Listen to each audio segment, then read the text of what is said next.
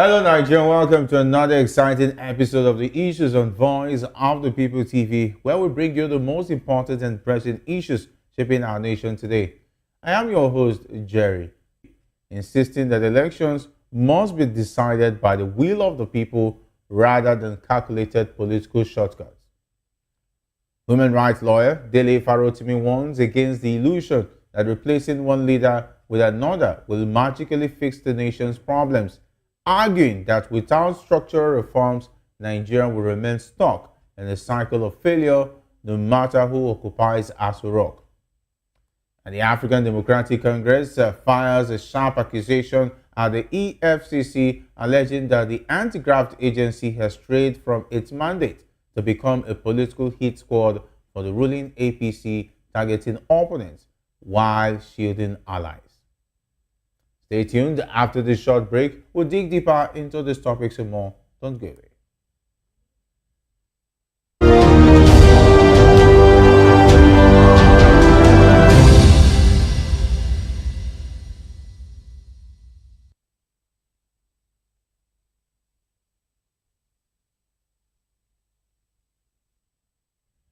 Welcome back. Let's dive straight into today's discussion.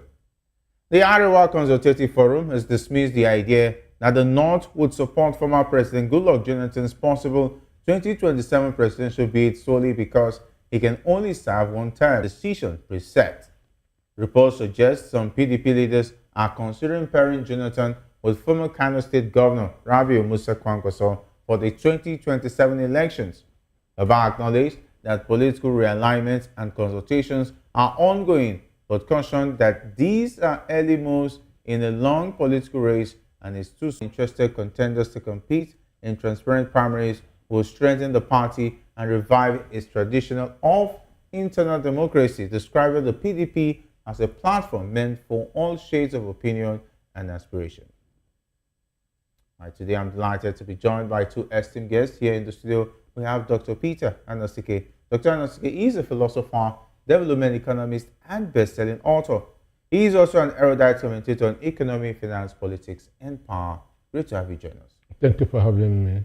All right, joining us virtually is Adekule Adefolaon, a public affairs analyst. It's great to have you join us once again on the issues. Are you with us? All right, we're trying to get you to Adekule. We can't really hear you. You're welcome to the issues. Thank you. Thank you for having me. Thank you, Nigerians, for joining as well. All right, let me start with you, Adekule. Taking a look at this new direction that PDP is taking, are you going to take this face value about, let's talk about Goodluck Jonathan contesting the 2027 presidential election? What do you think about this recent development? Yeah, thank you very much. I think it's part of the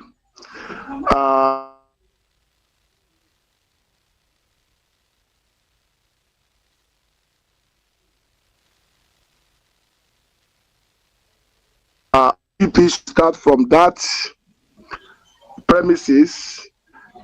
I think the best they should do now is to see how they can put the house in order before talking of who is going to fly their flags. I think it's good to put the house in order first, and also play that constructive opposition. Let Nigerians see that seriousness from them before talking about who their candidate will be, whether it's former President Jonathan or whoever they are trying to bring on board. I think the key thing is that internal democracy that determine who will be the president of Nigeria, bearers that may emerge to measure or gauge the acceptability of the person in question with Nigerians. So that's why I say it may be part of the strategies to measure his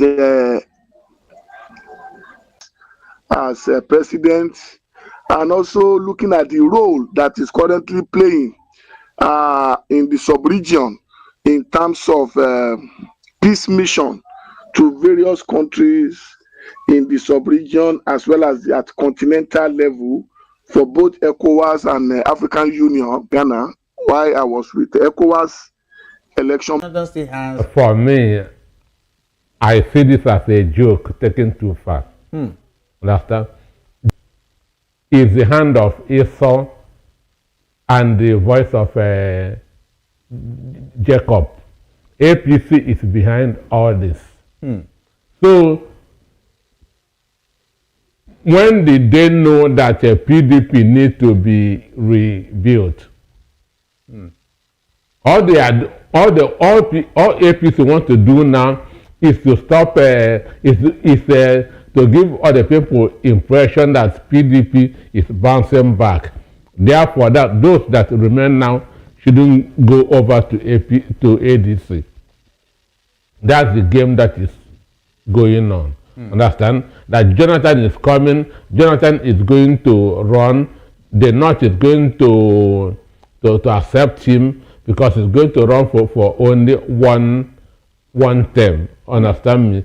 So this is the game. Nigerians are not deep thinkers, and that's it worries me. Nigerians are not deep thinkers at all. It is APC that is behind all these things. So those of them that are still remaining in PDP, they want to give PDP hope. Understand? They want to give them hope that PDP is not dead yet. That Jonathan is coming, he's going to run on the ticket of PDP, he's going to revive PDP, PDP is going to win. So this is a game, and the most Nigerians are funding for this. Jonathan has retired and will stay retired. Jonathan will not contest any election again in this country. Quote me anytime. Understand? One, that he visited Obuhari, Tinubu, what's his name? Babangida, does not mean that he is consulting. As a former head of state, our constitution guarantees the freedom of movement, freedom of association. So that I go to Anoba today doesn't mean I'm seeking for. Understand me? So those things doesn't. So Jonathan is not contesting. He has retired and is going to stay retired. And PDP is dead. PDP is dead. All these things that are going on is just a waste of time. It's just to keep those who want to move to ADC from moving. That the PDP is alive again. Jonathan is coming. APC is behind all this. Period. Okay, APC behind all of this, but it looks like this is already gaining traction, Mr. Adekule, because if you take a look at it, somehow, some way, the PDP has decided to bring in a conversation. But do you think that Jonathan still has the political weight to pull the attention like he did back then, even though he lost? Yeah, thank you very much.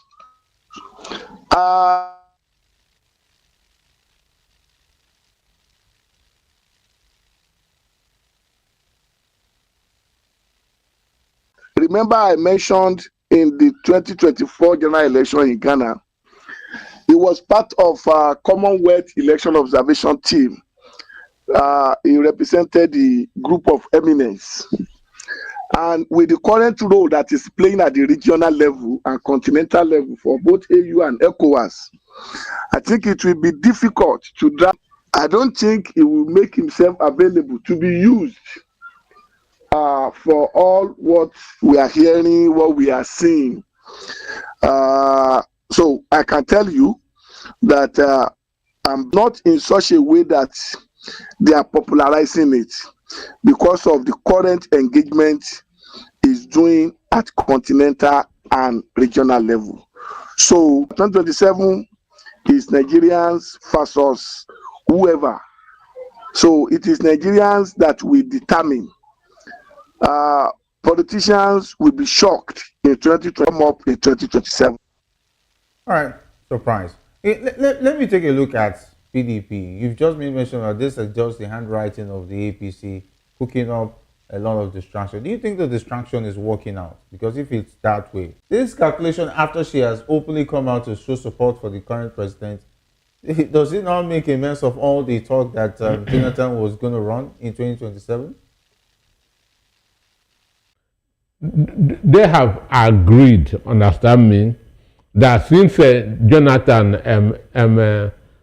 gave them power, that at the expiration of Buhari's 8 years tenure, Jonathan will be allowed to complete another term. Understand? This was the agreement which Abakari was working on the shot from the south. But the death of Abakari stopped it. So now we already have Abakari ended it.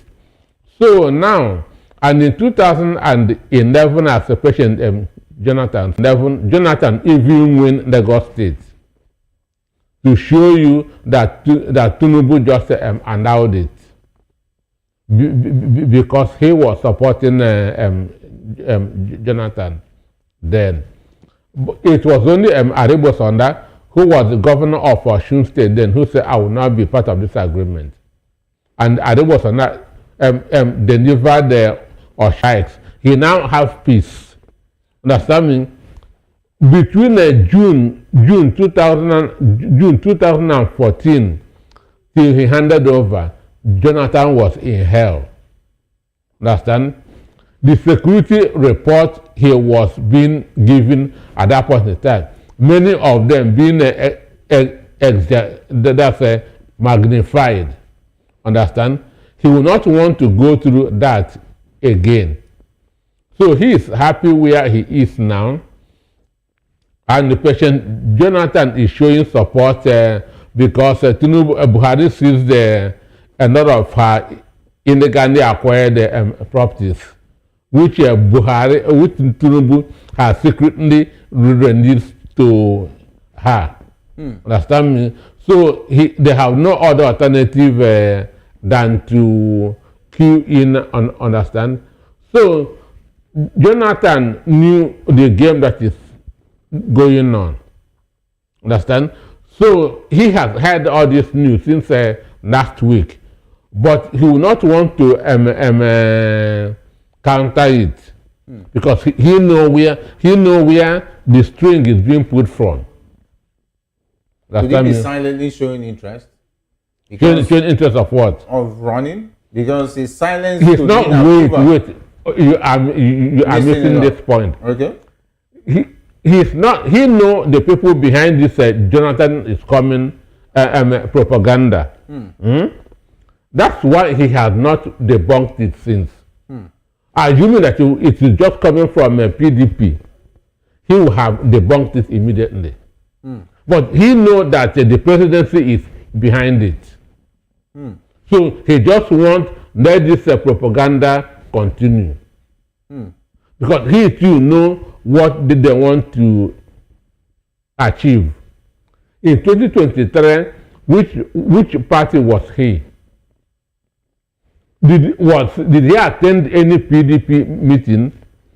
Did he say that he's supporting Amatiku? Understand?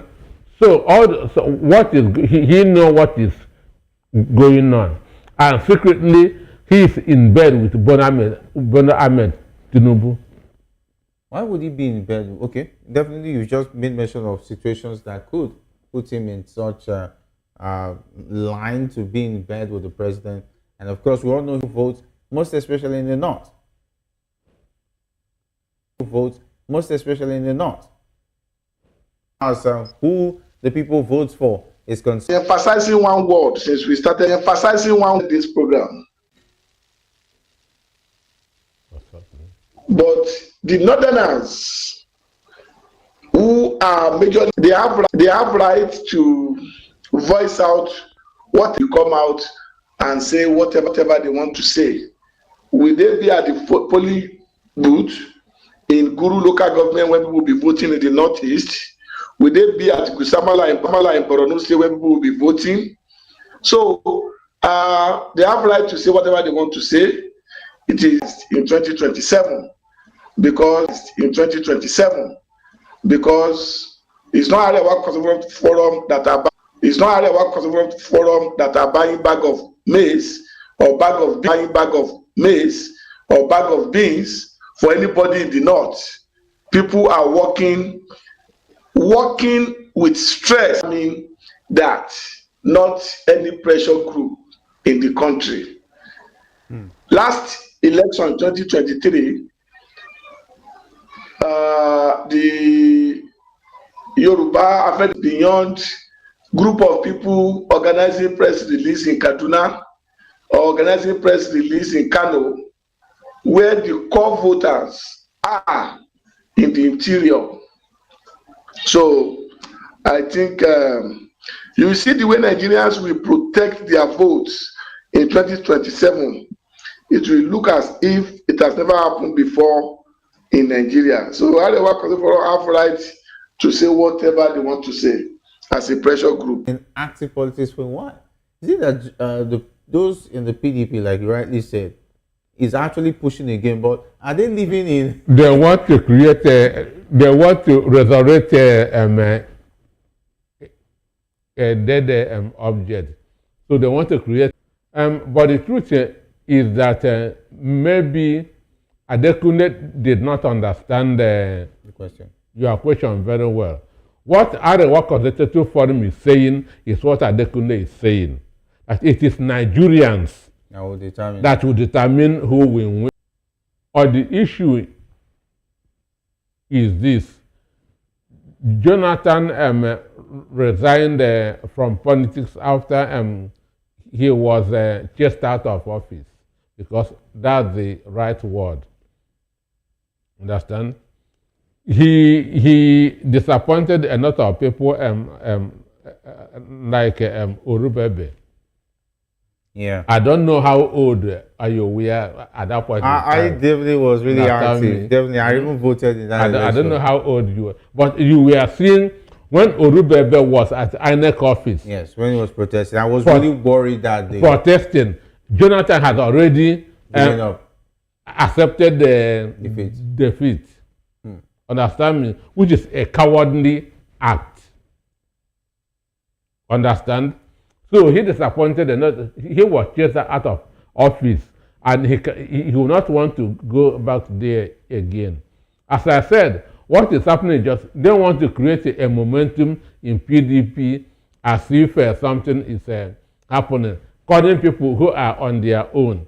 Yesterday, Kwankwaso people were holding meeting with the president. Kwankwaso people were holding meeting with the president. So did Kwankwaso tell them that he wanted to come back to PDP? Understand? So they are just there doing content this is creation. For me, nothing is happening. Jonathan has retired and will stay retired.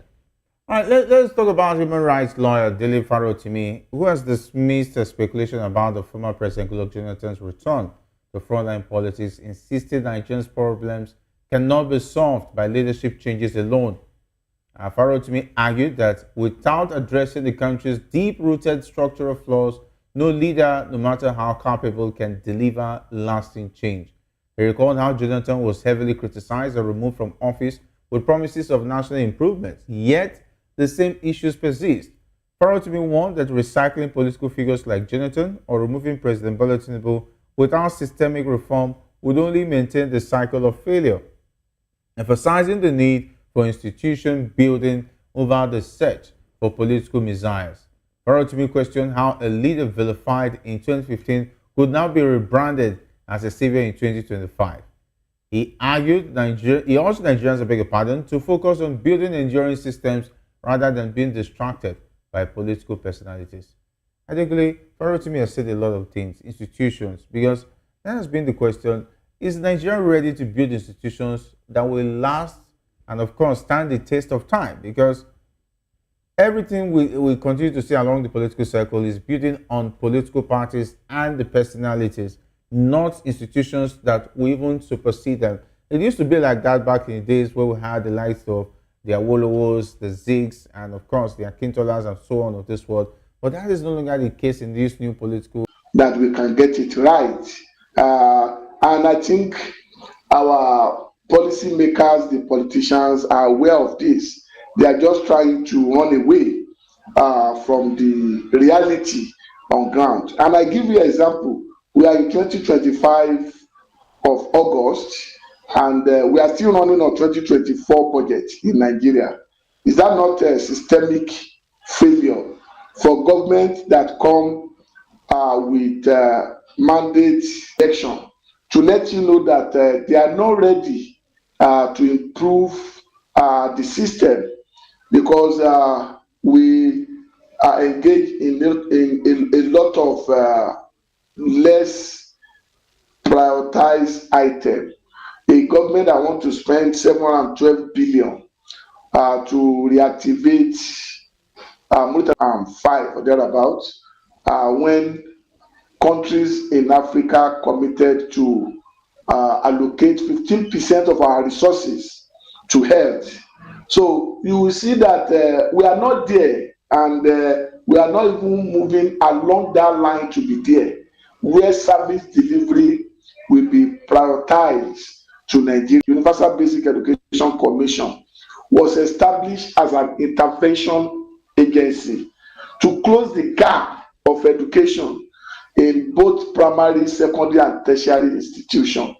If you go to most of our universities, polytechnics, and colleges of education today, what you see in terms of infrastructure are third funds procurement process in Nigeria.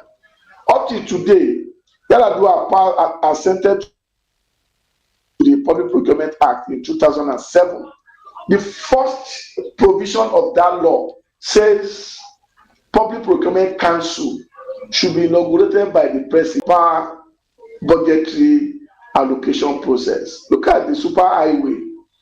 If you send freedom of information request to Ministry of Works today to give you the procurement information about that project, you can't find one, because it was approved through presidential fiat without going to National Assembly for approval. So we have careless government that spend money unnecessarily. Is our problem superhighway? The answer is no. Where is the situation of our primary education, secondary education, before we now talk of tertiary education? Last week I read in the newspaper ASU is about going on strike again if care is not taken. So we need to strengthen system to improve service delivery, and we can only do that through participate. Problem will continue to exist. All right, let me take this to Dr. Anosike. I already mentioned that back in the days we used to have ideologists when it comes to our political leaders who were at the forefront of the political system. But these days we have people who just doctorate is on consulting and profit management, and I paid hell before I can get it. So giving these people free advice at times it annoys me. Look at building institutions, it's just as easy as equipment. The Minister of Agriculture must not eat foreign food. When you put this, you know that he cannot go abroad for medical treatment. He will make sure that the ministry in Lagos is up to standard. So if you are the Minister of Education and your children are schooling in Oxford, whether the institution is working or it's not working, you don't even care. Whether ASU goes on strike for 1 year, it doesn't concern you. Your children are not there. Members of family are not there. But if they are there, every day they're in 2015 is not the same country. Understand? How this to happen. All right. Our time really fast spent. Let's just wrap it up now, Mr. Dinkley. where the ADC, talking about the that I work on, I completely disagree with ADC, saying they are doing selective investigation or selective prosecution. People that EFCC are prosecuting are Nigerians, and whether they are in opposition party in APC, if today PDP is in power, Labour Party is in power, with the kind of institution we have in Nigeria, EFCC, ICPC, they should go and answer it. Right. People that we find in APC today have been PDP or APC before, so I don't want to agree with that position. All right, Dr. Anoski, do you agree? EFCC is doing selective prosecution. Farouk. So EFCC is doing selective prosecution. They first of all check, are you in the right party? Number one, where do you come from? Number two. So right. EFCC is one of the most corrupt institutions in this country. Wow. Okay, time really fast, but I think we have to just meant to uphold justice. The questions remain: who truly holds power, and who will hold them to account? The search for answers continues here on The Issues. I am Jerry Apeliohai, and this has been The Issues on Voice of the People Television, where the future faces forward. Have a great one.